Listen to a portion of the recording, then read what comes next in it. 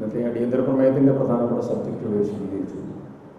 കേരളത്തിലെ തദ്ദേശ സ്വയംഭരണ സ്ഥാപനങ്ങൾ 2021-22 തദ്ദേശ സ്വയംഭരണ സ്ഥാപനങ്ങളുടെ എക്സ്പെൻഡിച്ചർ 88%.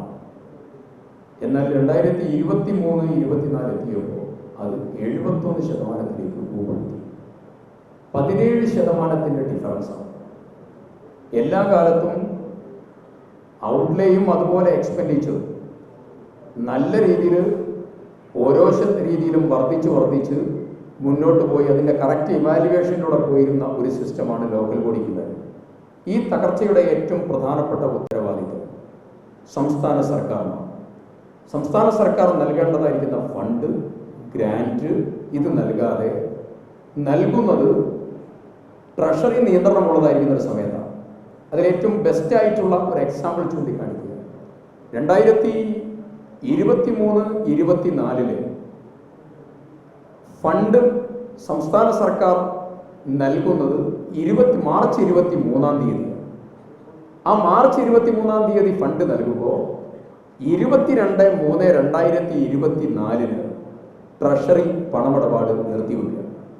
22 ട്രഷറി പണമിടപാട് നിർത്തിവെച്ചതിന് ശേഷം 23 ഫണ്ട് നൽകിയിട്ട് എന്താണ് കാര്യം? അപ്പോൾ ക്യാരി ഓവർ സിസ്റ്റം നിലച്ചു, ഫണ്ട് നൽകുന്നില്ല, നൽകുന്ന ഫണ്ടുകൾ ട്രഷറി നിയന്ത്രണമുള്ള സമയത്ത് നടത്തുന്നു. അങ്ങനെ ലോക്കൽ ബോഡീസിൻ്റെ സകലമാന പ്രവർത്തനങ്ങളെയും താളം തെറ്റുകയും തകിടം മറയ്ക്കുകയും ചെയ്ത് ലോക്കൽ സെൽഫ് ഗവൺമെൻറ് എന്ന് പറയുന്ന സിസ്റ്റം തകരുന്ന അതീവ ഗൗരവതരമായിട്ടുള്ള ഒരു സാഹചര്യമാണ് കേരളത്തിൽ നിലനിൽക്കുന്നത്. ഇതിന് സർക്കാരാണ് ഇതിൻ്റെ ഏറ്റവും പ്രധാനപ്പെട്ട ഉത്തരവാദികൾ.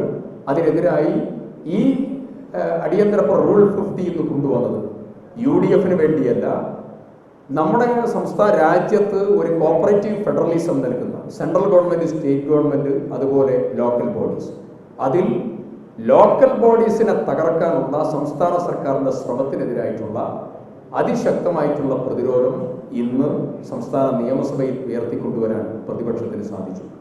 മറ്റൊരു പ്രധാനപ്പെട്ട കാര്യം TP ചന്ദ്രശേഖരൻ വധക്കേസുമായി ബന്ധപ്പെട്ടുകൊണ്ടാണ്.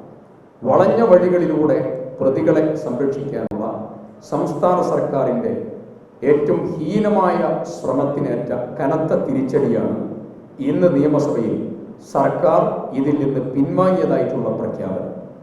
ബഹുമാന്യനായ പ്രതിപക്ഷ നേതാവ് എഴുന്നേൽക്കുമ്പോൾ അദ്ദേഹം പറയുന്നതായ വാക്കുകളെയും അദ്ദേഹം പറയുന്നതായിട്ടുള്ള ആശയങ്ങളെയും അദ്ദേഹം പറയുന്നതായിട്ടുള്ള ആരോപണങ്ങളെയും പ്രതിരോധിക്കാൻ സാധിക്കാതെ വരുമ്പോൾ ബഹളം വെച്ച് അതിൽ നിന്ന് രക്ഷപ്പെടാനുള്ള ജനാധിപത്യത്തിലെ ഏറ്റവും ഹിതകരമല്ലാത്തതായ മാർഗമാണ് ഇന്നും കേരള അസംബ്ലിയിൽ കണ്ടത്. പ്രതിപക്ഷത്തെയും പ്രതിപക്ഷ നേതാവിനെയും ശിരസ്സുയർത്തി നേരിടാനുള്ളതായിരിക്കുന്ന കെൽപ്പ് പോലും കേരള അസംബ്ലിയിൽ നഷ്ടപ്പെട്ട ഭരണപക്ഷത്തിൻ്റെ ദയനീയമായ മുഖത്തിനാണ് ഇന്ന് കേരള നിയമസഭ സാക്ഷ്യം.